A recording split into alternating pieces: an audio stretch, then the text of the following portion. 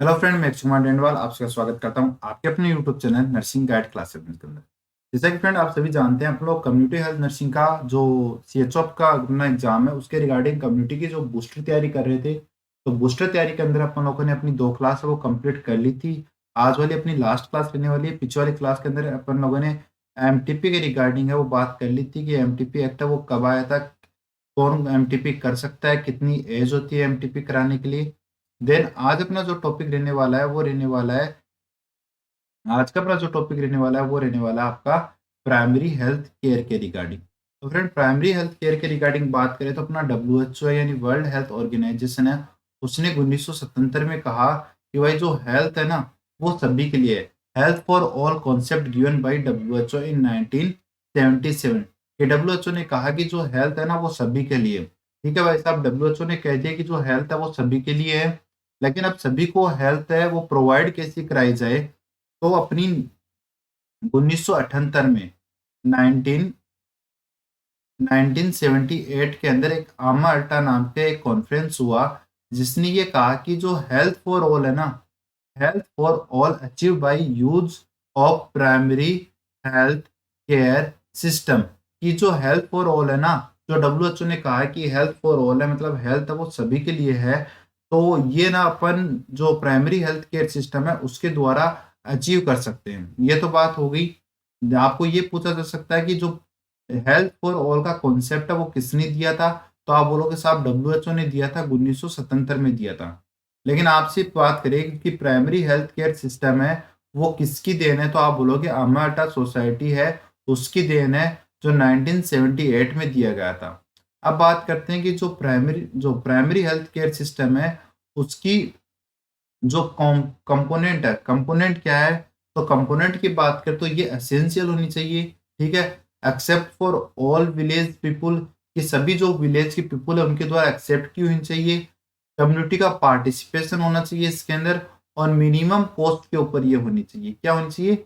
Minimum cost के ऊपर ये होनी चाहिए। ठीक है फ्रेंड, तो ये आपकी जो प्राइमरी हेल्थ केयर सिस्टम था उसके बारे में होगी। नेक्स्ट अगर अपन बात करें तो नेक्स्ट अपना जो आ रहा है वो आ रहा है आपका elements of primary health care. की प्राइमरी हेल्थ केयर के क्या क्या एलिमेंट्स होते हैं, तो prevention of disease and control of disease. कि डिजीज को अपन प्रिवेंट करेंगे, डिजीज को होने से रोकेंगे, डिजीज को प्रिवेंट करेंगे। अगर डिजीज हो भी गई है तो उसको अपन क्या करेंगे, कंट्रोल करेंगे, उसको फैलने से रोकेंगे। Provide good nutrition and safe water supply, environmental modification and maternal health care, यानी एमसीएच है वो अपन प्रोवाइड करेंगे। ठीक है, तो अब नेक्स्ट अपना जो पॉइंट आ जाता है वो एमसीएच के ऊपर ही आ जाता है। तो एमसीएच है उसको आरसीएच यानी रिप्रोडक्टिव चाइल्ड हेल्थ केयर के अंदर है वो कन्वर्ट किया गया था 1995 में। तो आपसे ये पूछा जा सकता है कि जो आरसीएच है वो कब आया था, तो आप बोलोगे सर 1995 में आया था। ठीक है, और अगर आपसे पूछा जाए कि आरसीएच है वो इंडिया में कब आया था, तो आप बोलोगे 1997 के अंदर आया था।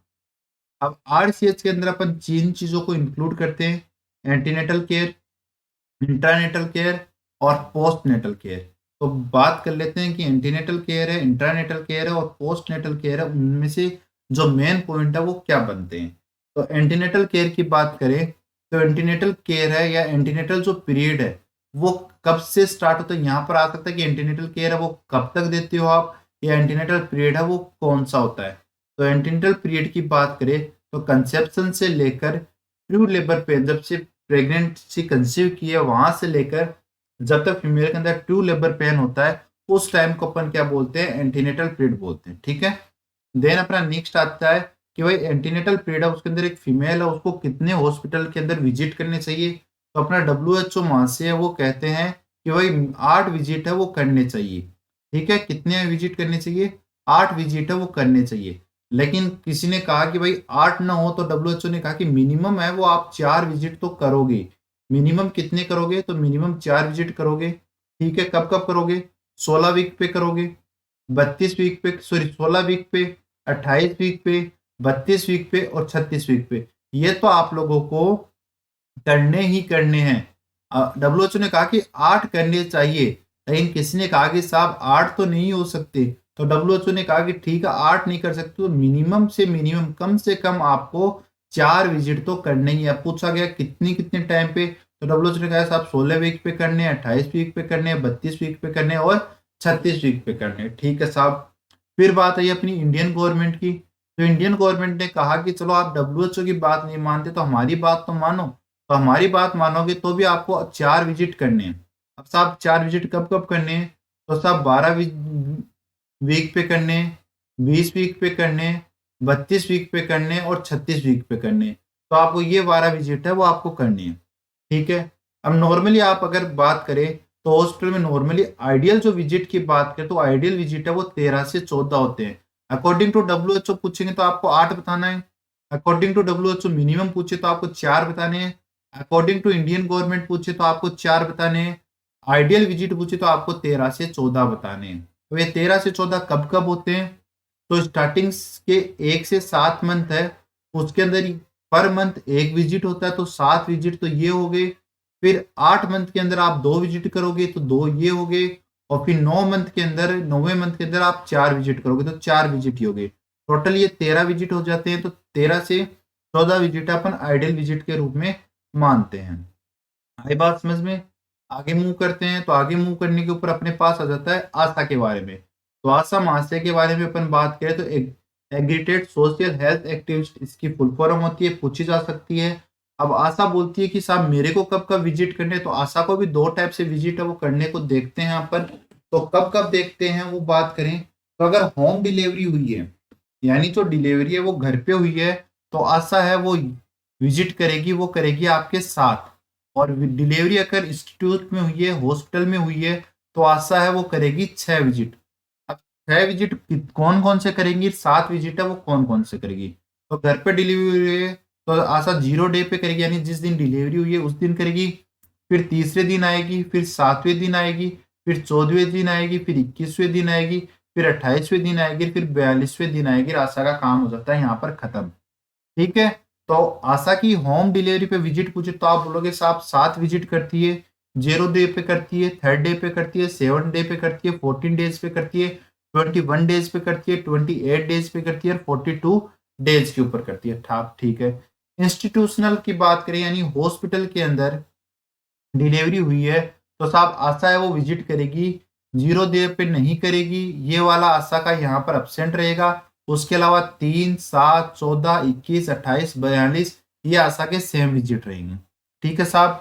अब एक जो प्रेग्नेंट फीमेल होती है उसको न्यूट्रिशनल की कितनी रिक्वायरमेंट होती है उसकी अगर बात करें तो न्यूट्रिशनल की रिक्वायरमेंट करें तो उसको कैलोरी की नीड जो होती है, एनर्जी की नीड होती है, वो प्लस 350 किलो कैलोरी की नीड होती है। ठीक है। प्लस 350 यानी जो नॉर्मल नीड होती है एक फीमेल को, उसमें 350 एक्स्ट्रा अपन ऐड करेंगे। अगर एक लैक्टेटिंग मदर की बात करें जो अपने बच्चे को ब्रेस्ट फीडिंग करा रही है तो उसमें प्लस 550 अपन किलो कैलोरी प्रोवाइड करते हैं। ठीक है। अर्ली लैक्टेटिंग की बात करें तो उसके अंदर अपन 600 किलो कैलोरी प्रोवाइड करेंगे। और लेट की बात करें यानी आफ्टर 6 वीक की बात करें तो उसके अंदर अपन 520 किलो कैलोरी एनर्जी है वो प्रोवाइड कराएंगे। अब यहाँ पर आपको क्वेश्चन पूछे कि लैक्टेटिंग मदर को कितनी किलो कैलोरी की नीड होती है, तो साहब आप आंख बंद करके आंसर दे देना 550। अगर आपसे पूछे अर्ली लैक्टेशन में कितनी होती है, स्टार्टिंग के 4 से 6 मंथ वीक में कितनी होती है, तो साहब आप दे देना 600 किलो कैलोरी होती है। और आपको लेट में पूछे तो आप आंसर दोगे कि साहब 520 है वो किलो कैलोरी की नीड होती है। अगर आपको सिर्फ लैक्टेटिंग वुमेन का पूछे तो आप 550 यहाँ पर आंसर दे दोगे। और प्रेगनेंसी का पूछे तो 350 आप दे दोगे, प्लस 350 यानी नॉर्मल के अंदर 350 अपन और ऐड करेंगे। आई बात यहाँ पर समझ में? आगे प्रस्थान करते हैं। तो आगे प्रस्थान करने पर अपने पास आ जाता है प्रोटीन की। तो नॉर्मल बात करें तो नॉर्मल प्रोटीन की नीड होती है वो होती है 1 ग्राम पर केजी। मतलब 1 केजी वाले को 1 ग्राम की नीड होती है। तो वहीं 60 केजी वालों को कितनी हो गई? तो 60 केजी वालों को 60 ग्राम की नीड हो गई। अब फीमेल को क्या करेंगे? सेकेंड ट्राइमेस्टर में 9.5 ग्राम पर डे अपन देंगे, 9.5 ग्राम। ठीक है, पर डे देंगे। और थर्ड ट्राइमेस्टर वाले को अपन देंगे 22 ग्राम पर डे की एनर्जी है, सॉरी प्रोटीन है वो प्रोवाइड करेंगे। ठीक है। 9.5 सेकेंड ट्राइमेस्टर में देंगे, थर्ड ट्राइमेस्टर में 22 ग्राम देंगे। ठीक है, पर डे के हिसाब से। एंड फीमेल लैक्टेटिंग है, ब्रेस्ट फीडिंग करा रही है, तो वही अर्ली लैक्टेटिंग है तो 16.9 देंगे, लेट लैक्टेटिंग है तो 13.2 है, वो अपन एनर्जी प्रोटीन है वो प्रोवाइड करा देंगे। तो अब कैल्शियम की बात करें तो 1000 mg पर डे देते हैं, और लैक्टेटिंग तो 12 mg है पर डे अपन कैल्शियम प्रोवाइड करते हैं। फोलिक एसिड की बात करें, फोलिक एसिड से क्वेश्चन है वो बनेगा। तो फोलिक एसिड की बात करें तो फोलिक एसिड को पहले तो विटामिन B9 के नाम से भी जानते हैं, ठीक है। अगर फोलिक एसिड की डेफिशिएंसी होती है मदर के अंदर तो बच्चे के अंदर न्यूरल ट्यूब डिफेक्ट है वो देखने को मिलता है। अब बात करते हैं फोलिक एसिड की टेबलेट अपन कितनी देते हैं, तो 400 माइक्रोग्राम पर डे अपन देते हैं। कितनी देते हैं, 400 माइक्रोग्राम है वो पर डे अपन देते हैं, ठीक है साहब। लेकिन मार्केट में जो टेबलेट आती है वो 500 माइक्रोग्राम की टेबलेट आती है, ठीक है। तो अगर आंसर के ऑप्शन के अंदर आपको 400 मिले तो 400 आंसर दे के आना है, अगर आपको 400 नहीं मिले तो आपको उसके अंदर 500 ढूंढना है। अगर साहब दोनों मिले तो दोनों बार मिले तो आंख बंद करके 400 ही सही करना है। बेस्ट टाइम कब रहता है मतलब फोलिक एसिड देने का, तो साहब फर्स्ट ट्राइमेस्टर में इसका बेस्ट टाइम रहता है, फर्स्ट ट्राइमेस्टर में दे दो, या कहें तो जब से कंसेप्शन हुआ है फीमेल को पता चला कि मैं प्रेग्नेंट हो गई हूँ, as soon as possible folic acid आपको स्टार्ट कर देनी है, ठीक है। आगे बात करें तो आगे आ जाता है if history of neural tube defect. अगर एक फीमेल है, सॉरी, अगर एक फीमेल है जिसके बच्चे में जिसको फर्स्ट डिलीवरी हुई थी उसके अंदर फोलिक एसिड जो न्यूरल ट्यूब डिफेक्ट की देखने को मिला था, यानी उसका बच्चा वो न्यूरल ट्यूब डिफेक्ट से ग्रसित आपको देखने को मिला था, तो उस फीमेल को बोलना है कि मैडम आपको 3 वीक या 3 मंथ, कम से कम 3 वीक तो लेना ही लेना है, या 3 मंथ के ऊपर, 3 मंथ कौन सा period prior planning of pregnancy, pregnancy planning करने से पहले 3 वीक या फिर 3 मंथ, ठीक है। तो आपको क्या कर देना है, फोलिक एसिड लेना स्टार्ट कर देना है। कितना लेना है साहब, 4000 मिलीग्राम या 4 mg यानी माइक्रोग्राम है वो आपको लेना है, ठीक है। 4 mg या 4000 मिलीग्राम है वो आपको लेना है। आयरन की बात करें तो साहब आयरन जो अपन देते हैं वो सेकेंड ट्राइमेस्टर में देते हैं, ठीक है। मोस्ट कॉमन एनीमिया है ड्यूरिंग प्रेगनेंसी है वो आपको आयरन डेफिशिएंसी एनीमिया है वो देखने को मिलता है, ठीक है। टोटल रिक्वायरमेंट कितनी होती है, तो 1000 mg की रिक्वायरमेंट होती है, ठीक है। 100 दिन में अपन को देनी पड़ती है। टेबलेट जो होती है वो इसकी 100 mg की मिलती है, ठीक है। टेबलेट कितने की मिलती है, वो 100 mg की आपको देखने को मिलेगी, ठीक है।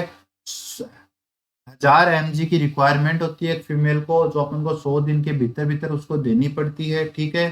तो ये आपकी बात होगी आयरन के रिगार्डिंग। फोलिक एसिड की बात अपन लोगों ने की है, तो साहब फोलिक एसिड है वो फर्स्ट ट्राइमेस्टर में देते हैं। 400 माइक्रोग्राम की उसकी टेबलेट आती है, रिक्वायरमेंट होती है, लेकिन मार्केट में 500 माइक्रोग्राम की मिलती है, ठीक है।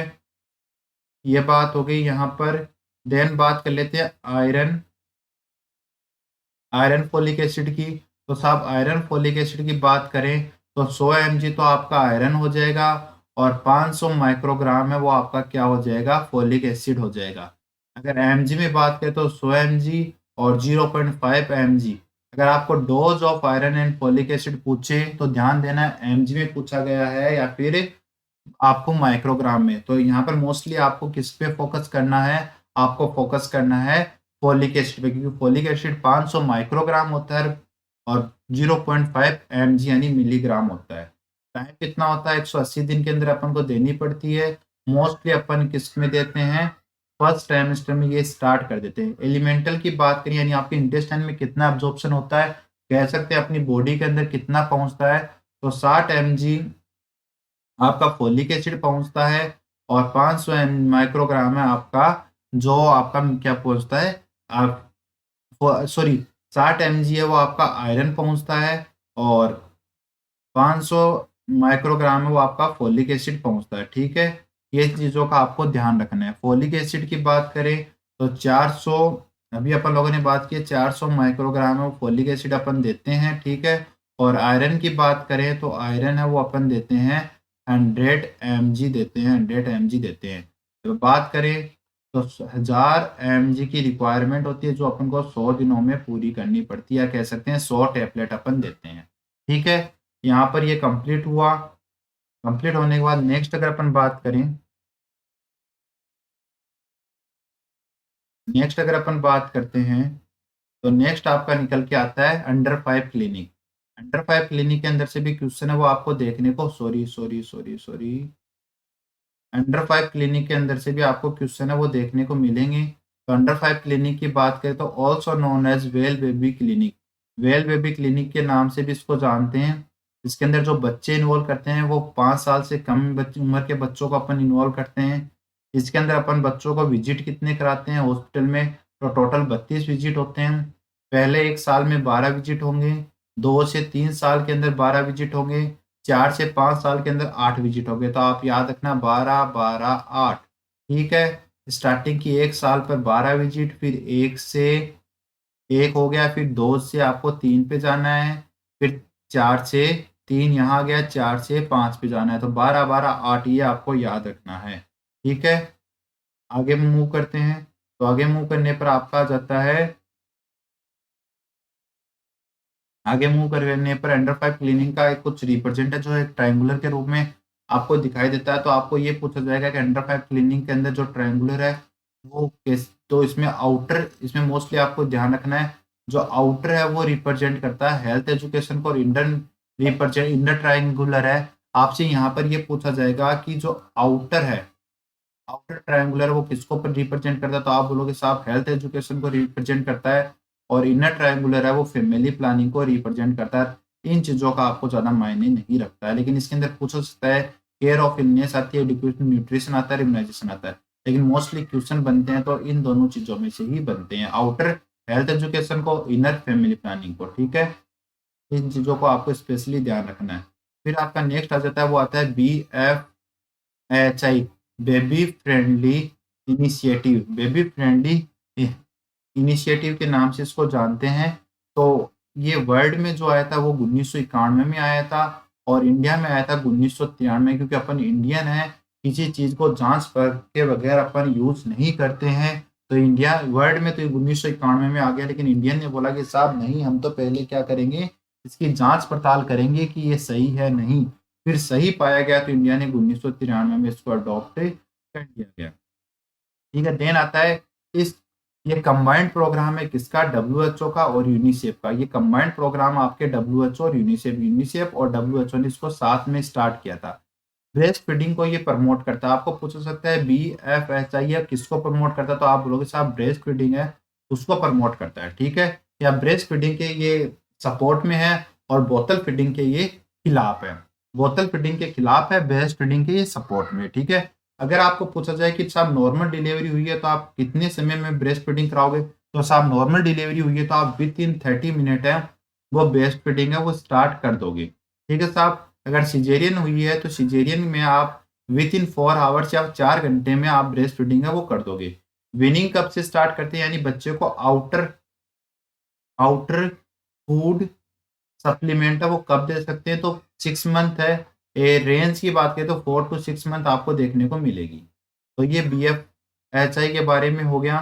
देन आपका जो निकल के आता है वो आता है आपका हेल्थ केयर डिलीवरी सिस्टम। तो हेल्थ केयर डिलीवरी सिस्टम, पहले तो ये पूछा जाएगा भाई कौन सी कमेटी की देन है, तो आप बोलोगे साहब श्रीवास्तव कमेटी थी, उसकी देन है, जो अपन आगे पढ़ने वाले हैं। ठीक है, तो प्राइमरी लेवल, सेकेंडरी लेवल और टर्सरी लेवल पे होते हैं ये। हेल्थ केयर डिलीवरी सिस्टम में प्राइमरी लेवल होता है, सेकेंडरी लेवल होता है और टर्सरी लेवल होता है। प्राइमरी लेवल पे आपका सब सेंटर होता है, प्राइमरी हेल्थ हेल्थ सेंटर होता है। सेकेंडरी लेवल पे आपका कम्युनिटी हेल्थ सेंटर होता है और आपका डिस्ट्रिक्ट हॉस्पिटल होता है।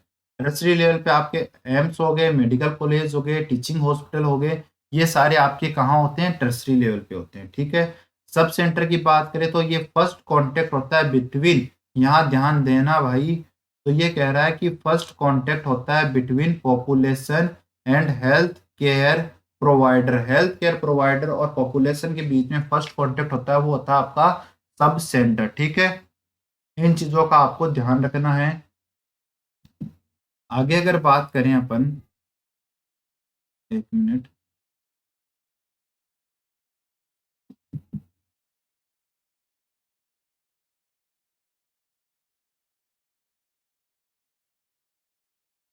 ओके।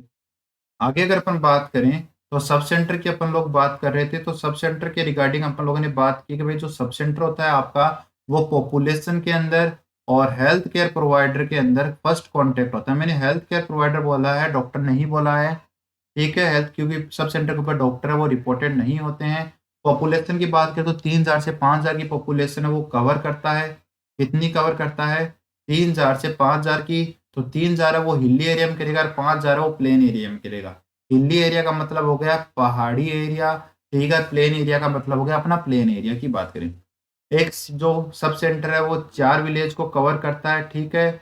और इसके अंदर जो प्रेजेंट होती है वो एएनएम प्रेजेंट होती है, जिनको अपन मल्टीपर्पज हेल्थ वर्कर भी बोलते हैं, ठीक है। टाइप की बात करें तो जो अपना सब सेंटर है वो 2 टाइप का होता है, टाइप ए और type B. Type A sub centre की बात करें तो यहाँ पर स्टाफ की बात करें तो हेल्थ वर्कर मेल है वो 1% होता है, हेल्थ वर्कर फीमेल है वो 1% होती है, सफाई कर्मचारी है वो 1% होता है। लेकिन सफाई कर्मचारी क्या होता है?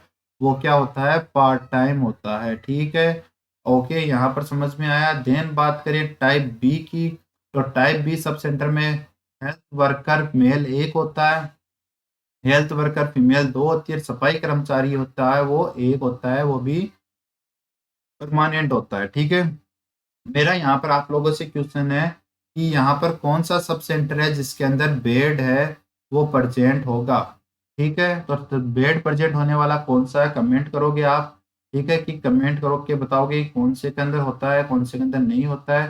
टाइप बी की बात करें तो टाइप सॉरी पीएससी की बात करें तो साहब पीएससी होती है वो 20,000 से 30,000 की पॉपुलेशन कवर करती है। 20,000 करेगी वो हिली एरिया में करेगी, 30,000 है वो प्लेन एरिया में करेगी।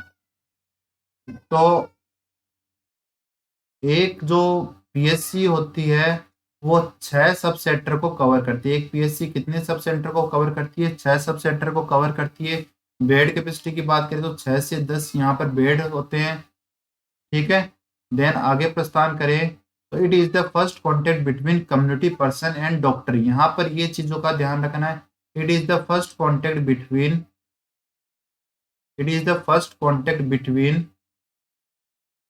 क्या बोल रहा है ये? It is the first contact between community and doctor. यहाँ डॉक्टर सर के बीच में और आप कम्युनिटी लोगों के बीच में फर्स्ट कांटेक्ट होता है। इस चीज़ों का आप ध्यान रखोगे साहब, ठीक है। यहाँ पर आपसे पूछा गया है डॉक्टर के, और अगर यहाँ मैं बात करूँ आपसे तो आपसे यहाँ बोला जा रहा है population and health care provider है। हेल्थ केयर प्रोवाइडर बोला जा रहा है, डॉक्टर नहीं बोला जा रहा है। अगर डॉक्टर से कांटेक्ट करना है तो आपको पीएससी पर जाना पड़ेगा। पीएससी पे ही अपने डॉक्टर सर हैं वो बैठते हैं, ठीक है। डॉक्टर सर को आपने बिठा दिया पीएससी पे तो सर ठीक है बिठा दिया, लेकिन आगे क्या करें? तो मेडिकल ऑफिसर होते हैं वो इसके इंचार्ज होते हैं, ठीक है साहब। पीएससी की बात करते हैं, एक पीएससी मिनिमम नीड प्रोग्राम के अंडर आती है। पीएससी कौन से प्रोग्राम के अंदर आती है? तो साहब मिनिमम नीड प्रोग्राम के अंदर आती है आपकी पीएससी, ठीक है। पीएससी के टाइप की बात करें तो साहब पीएससी भी है वो 2 टाइप की होती है। टाइप ए पीएससी होती है और टाइप बी पीएससी होती है। टाइप ए पीएससी की बात करें तो साहब यहाँ पर जो डिलीवरी होती है वो बिलो 20 डिलीवरी होती है पर मंथ। 1 महीने के अंदर 20 से कम डिलीवरी कराई जा रही है तो साहब वो आपकी टाइप ए पीएससी होगी। स्टाफ की बात करें तो साहब इसमें स्टाफ है वो 15 का मिलेगा और मेडिकल ऑफिसर है वो भी एक ही यहाँ पर प्रेजेंट होगा, ठीक है साहब। टाइप बी पीएससी की मैं अगर बात करूं तो साहब टाइप बी पीएससी में 1 महीने में 20 से ज़्यादा डिलीवरी कराई जा रही है, ठीक है साहब। और यहाँ पर स्टाफ है वो 15 मिलेगा, मेडिकल ऑफिसर 2 मिलेगा, क्योंकि डिलीवरी ज़्यादा हो रही है तो वर्कलोड भी ज़्यादा रहेगा। करा दी डिलीवरी तो आगे प्रस्थान करें, तो आगे प्रस्थान करने पर अपन लोगों के सामने आ रहा है वो आ रहा है आपका सीएससी।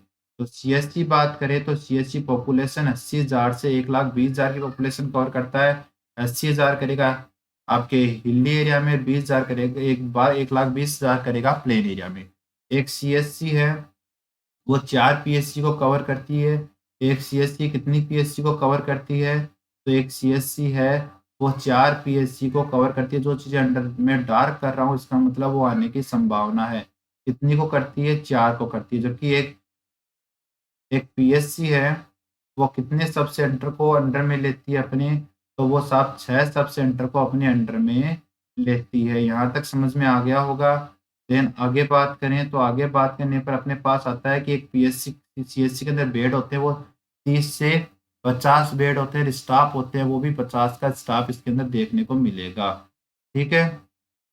आगे बात करें आंगनवाड़ी वर्कर की बात करें तो आंगनवाड़ी वर्कर है उनको हेड ऑफ जो आईसीडीएस है के नाम से जाना जाता है, इनको हेड ऑफ आईसीडीएस के नाम से भी जाना जाता है कि ये आईसीडीएस प्रोग्राम का हेड है। ठीक है। आंगनवाड़ी वर्कर की अगर बात करें तो आईसीडीएस प्रोग्राम में इंटीग्रेटेड चाइल्ड डेवलपमेंट सर्विस है, इसके अंदर आता है ये।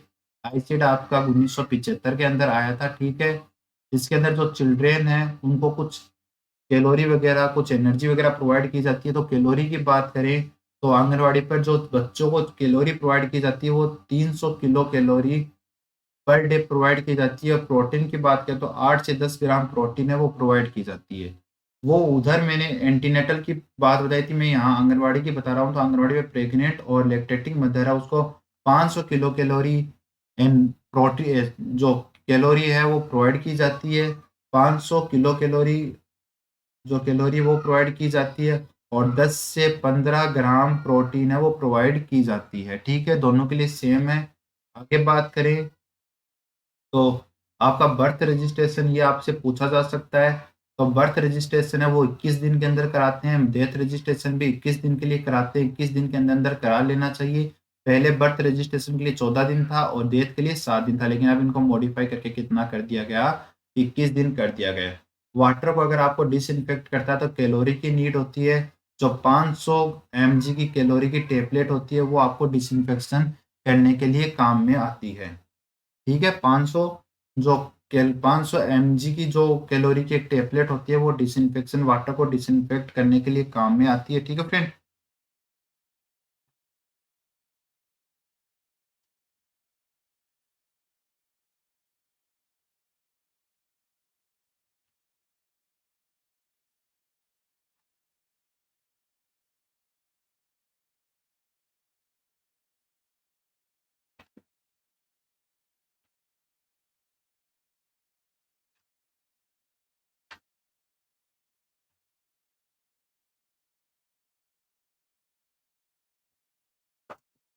तो यहाँ पर आपसे ये भी पूछा जा सकता है कि ये 500 mg की जो टेबलेट है वो कितने लीटर पानी को डिसइंफेक्ट करेगी। तो आप बोलोगे साहब 20 लीटर के लिए रिक्वायर्ड होती है। कितने लीटर पानी के लिए रिक्वायर्ड होती है?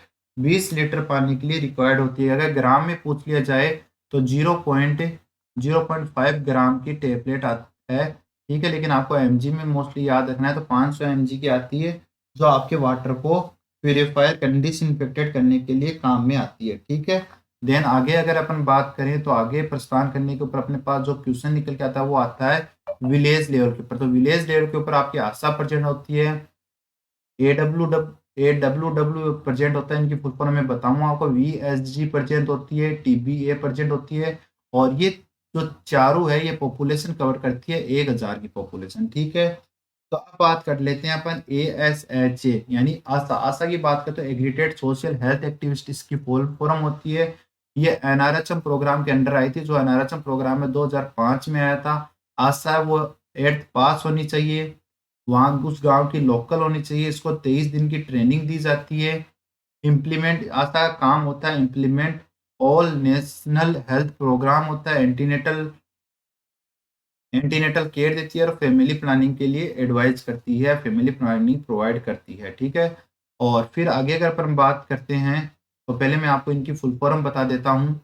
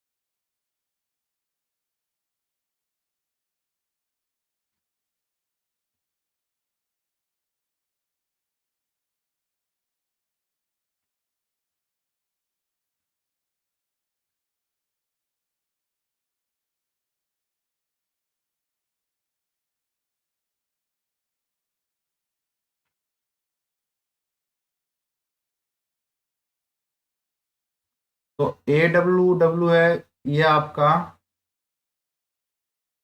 खाने पीने लग गया था। आगे बात करते हैं, AWW आपका आंगनवाड़ी वर्कर होते हैं, जिसके बारे में मैंने बता दिया है। विलेज हेड गाइडर होते हैं, ट्रेंड बर्थ अटेंडेंट होते हैं। तो इनके बारे में ज़्यादा क्वेश्चन आपको देखने को नहीं मिलते हैं। ट्रेंड बर्थ अटेंडेंट की बात करें तो इनकी 80 हावर्स की है वो ट्रेनिंग होती है, इनको ट्रेनिंग की दी जाती है।